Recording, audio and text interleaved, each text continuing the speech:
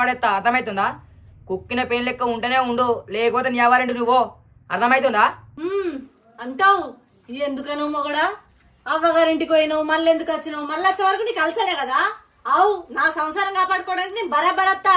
ఇగో నువ్వు ఇన్ని రోజులు ఏం చేసినా ఏడ్చుకుంటా తుడుచుకుంటా నేను అవ్వగారి గడ్డెక్కినా గాని ఇప్పుడు మాత్రం అస్సలు ఊకోని మొగడా. నువ్వు గనక ఇక నుంచన్న మారకపోతే నేనింత ఊరి పెట్టుకొని సావనన్న సత్తా, లేకపోతే నువ్వు మాత్రమేమని పోలీస్ స్టేషన్ పోయి కేసు అనే పెడతా. అంతేగాని నీ ఆటలు జాగనీయా.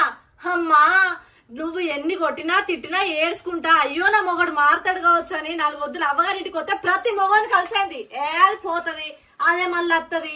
నేను నా ఇష్టం ఉన్నట్టు తిరుగుతా, తాగుతా, ఆడతా, తీట కత్తది సపరేట్ అదే ఉంటది అని. కానీ ప్రతి మొగాన్ని కలిసి కాకుండా నేను చేస్తా. నువ్వు మారకపోయినావు అనుకో నేను నురి పెట్టుకొని చేస్తా, నీకన్నా నురి పెడతా, లేకపోతే పోలీస్ స్టేషన్ పోయి కేసు అన్న పెడతా. ఇక ఎవరికి మెసేజ్ చేసుకుంటుంటావో ఎవరికి ఫోన్ చేస్తావో చేస్తావు.